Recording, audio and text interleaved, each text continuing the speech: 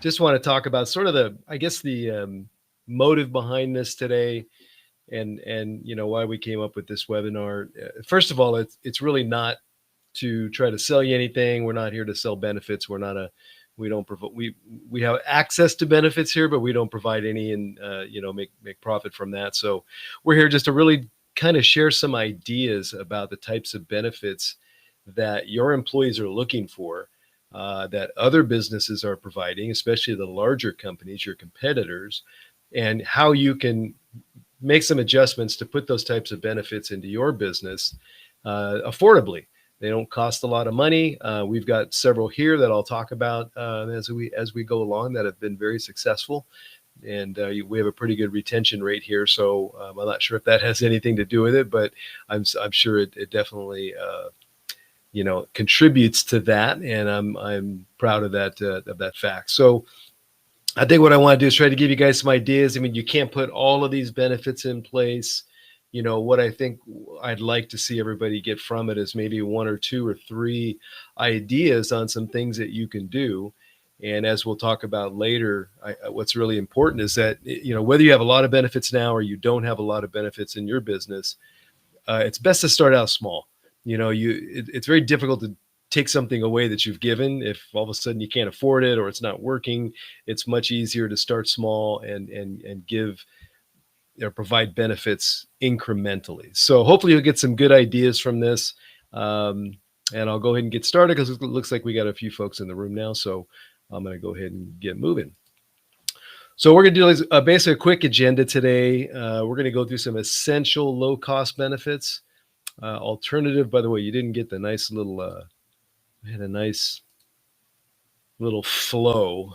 Got a couple tricks in today's webinar I had fun with.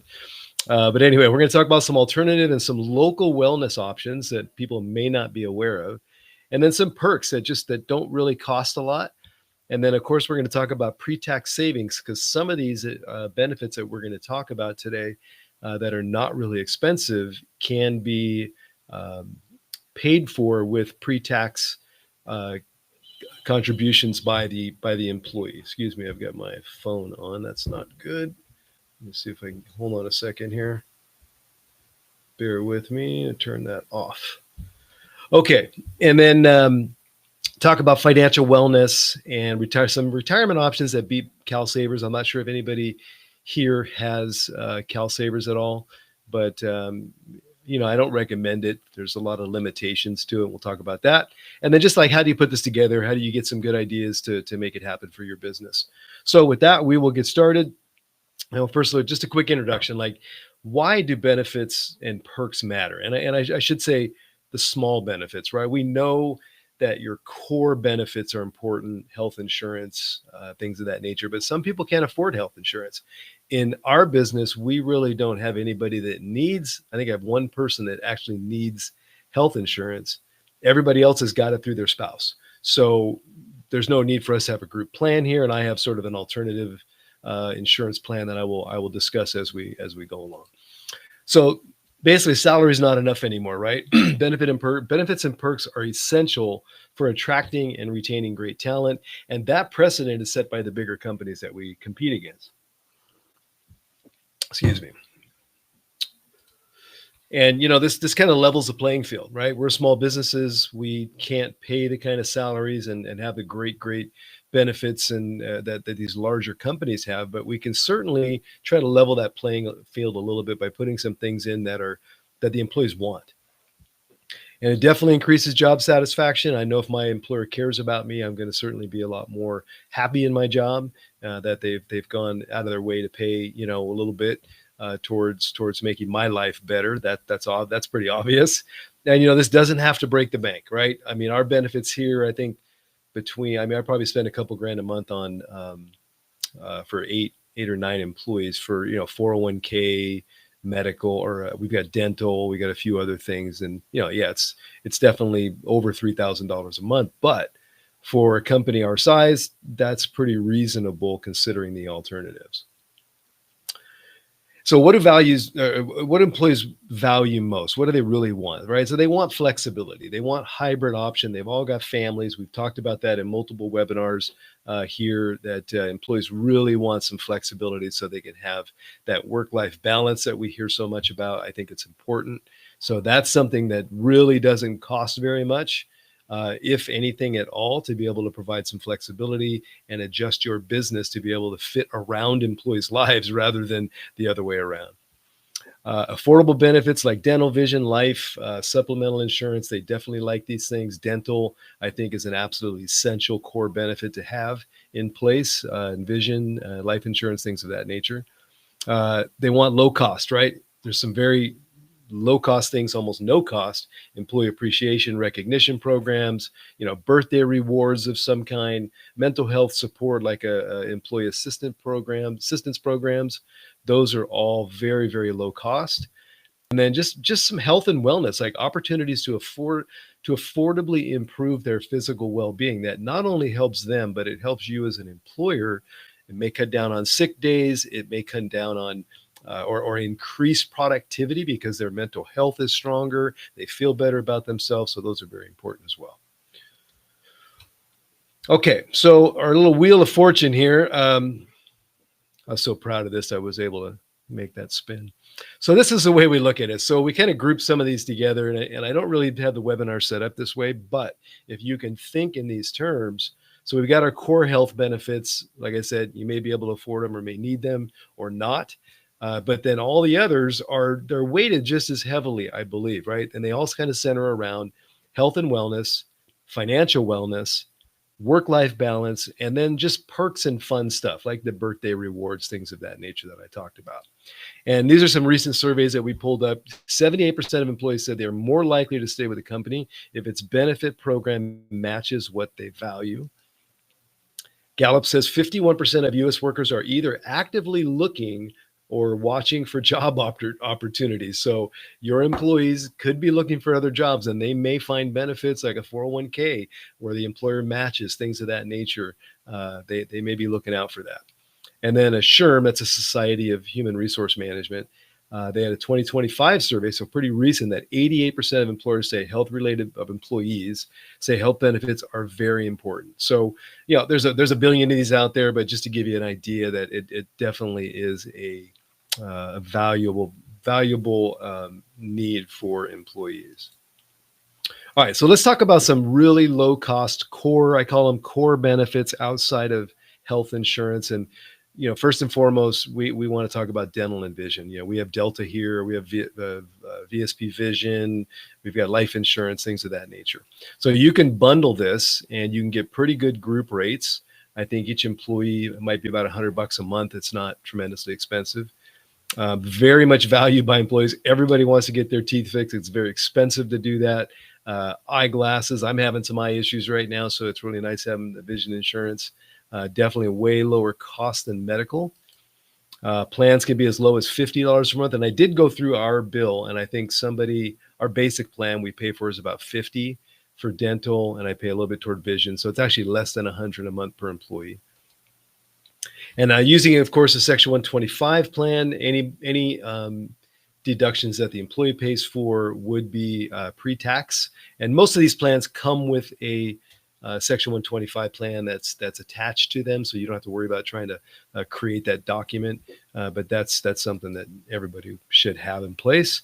And like all these carriers, the big ones, right? Delta, Anthem Blue Cross, VSP Vision, MetLife, which I'll talk about in a minute, they can be bundled through things like Choice Builder. So we use Choice Builder. It bundles all of these together.